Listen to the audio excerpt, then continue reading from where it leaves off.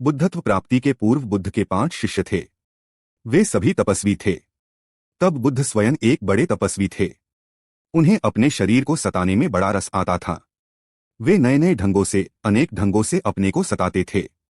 एक तरह से वे आत्मपीड़क थे। और उस समय ये 5 उनके निष्ठावान शिष्य थे। और फिर बुद्ध को बोध हुआ कि तपस्या बिल्कुल व्यर्थ है, अपने को सताकर कोई बुद्धत्व को नहीं प्राप्त हो सकता है। जब उन्हें यह बोध हुआ तो उन्होंने तपस्या का मार्ग छोड़ दिया। फलत उनके 5 शिष्य तुरंत उन्हें छोड़कर अलग हो गए। उन्होंने कहा कि तुम अब तपस्वी न रहे, तुम्हारा पतन हो गया है। और वे सभी कहीं और चले गए। फिर जब बुद्ध बुद्धत्व को उपलब्ध हुए तो सबसे पहले उन्हें अपने इन 5 शिष्यों का स्मरण आया। कभी वे उनके अनुयायी थे, इसलिए उन्हें पहले उनकी खोज करनी चाहिए। बुद्ध को लगा कि मेरा उनके प्रति एक कर्तव्य है। पहले उन्हें खोजकर वह बताना है जो मुझे मिला है। तो बुद्ध उन्हें ढूंढने के लिए बोधगया से वाराणसी गए। वे लोग उन्हें सारनाथ में मिले। कथा कहती है कि बुद्ध दूसरी बार लौटकर वाराणसी कभी नहीं गए, सारनाथ कभी नहीं गए। वे सिर्फ इन शिष्यों के लिए आए थे। जब बुद्ध सारनाथ पहुंचे तो संध्या का समय था। बुद्ध के 5 शिष्य एक पहाड़ी पर बैठे थे।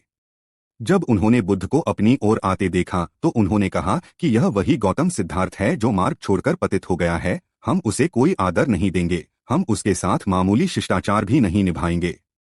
और ऐसा कहकर 5 ने आंखें बंद कर लीं। लेकिन जैसे जैसे बुद्ध उनके निकट पहुंचे, अनदेखे ही उन 5 के मन बदलने लगे। वे बेचैन हो उठे। और जब बुद्ध बिल्कुल उनके पास आ गए तो अचानक उन 5 की आंखें खुल गईं और वे सीधे बुद्ध के चरणों पर गिर पड़े। बुद्ध ने पूछा कि तुम लोग ऐसा क्यों करते हो? तुमने तो यह तय किया था कि तुम मुझे सम्मान नहीं दोगे, फिर यह क्या? उन्होंने कहा कि हम कुछ कर नहीं रहे हैं, सब अपने आप हो रहा है। आपको कुछ मिला है, आप एक चुंबकीय शक्ति बन गए हैं और हम आपकी तरफ खींचे जा रहे हैं। क्या आप हम पर सम्मोहन कर रहे हैं? बुद्ध ने कहा, नहीं, मैं कुछ नहीं कर रहा हूं।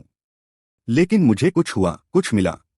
मेरी समस्त ऊर्जा अपने स्रोत से जा मिली है।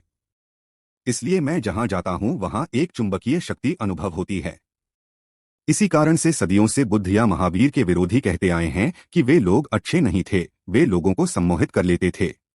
असल में कोई सम्मोहित नहीं करता है, यह दूसरी बात है कि लोग सम्मोहित हो जाते हैं।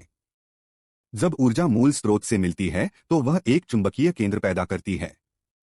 यह विधि तुम्हारे भीतर वही चुंबकीय केंद्र पैदा करने की विधि है।